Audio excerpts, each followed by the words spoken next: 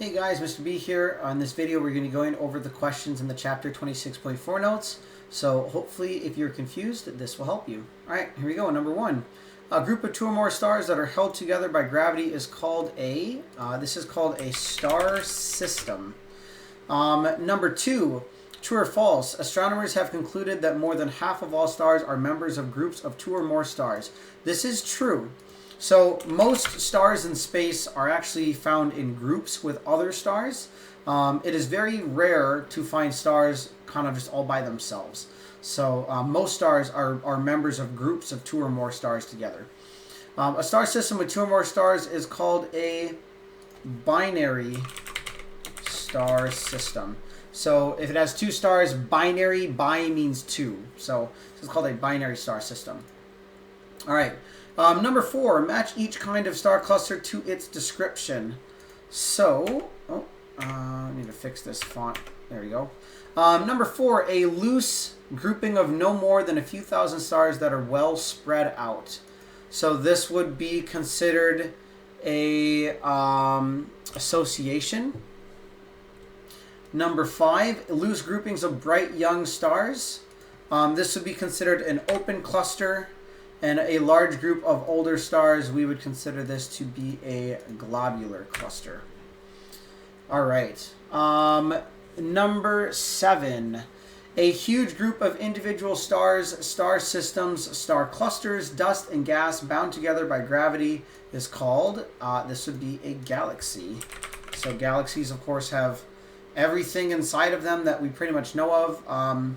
There's really not much outside of galaxies. So between galaxies, there's kind of just empty space. There are things in there, but it's very, very few things. So number eight, our galaxy is called the Milky Way. So the Milky Way galaxy, as most of you probably know. Number nine, galaxies that have a huge bulge of stars at the center with arms extending outward like a pinwheel are called. These are called spiral galaxies. All right. Number 10. True or false? The arms of spiral galaxies contain very little gas and dust. That is false.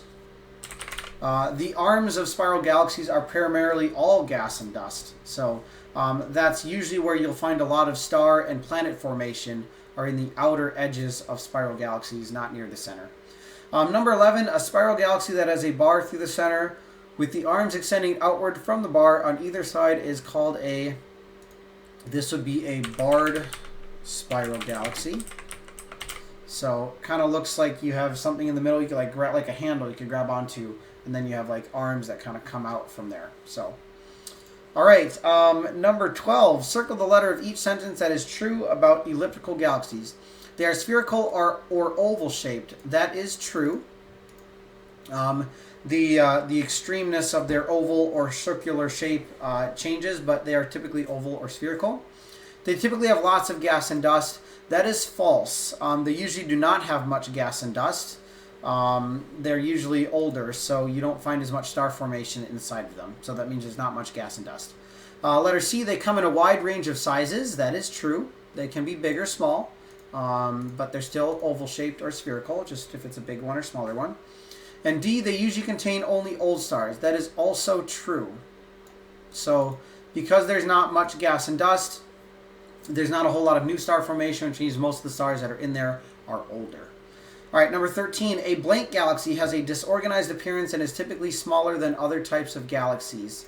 So this would be considered an irregular galaxy. Irregular? Is that how you spell irregular? I think so. It's not giving me a typo. So, an irregular galaxy has a disorganized appearance and is typically smaller than the other types of galaxies. They don't really have much of a shape. They're usually a bit smaller because they're still kind of forming, and they're usually younger. So, all right, here we go. That is not how you spell irregular. I just realized that right now. Double R. Got it. All right. Number 14, match each type of galaxy to its description. Spherical or oval, no spiral arms, and usually contains only old stars. This would be considered a spiral galaxy, so that is C. 15, bulge of stars at the center with arms extending outward like a pinwheel. This would be a spiral galaxy. So, oh, sorry, I just realized number 14 is B, elliptical. My bad. Number 16, composed of many young stars, comes in many shapes and has a disorganized appearance. This would be considered an irregular galaxy.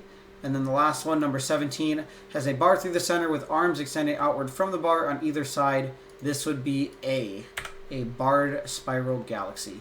So, sorry about that one for number 14 and 15, but this is the correct order there. All right, last question. The enormously bright centers of distant galaxies are called...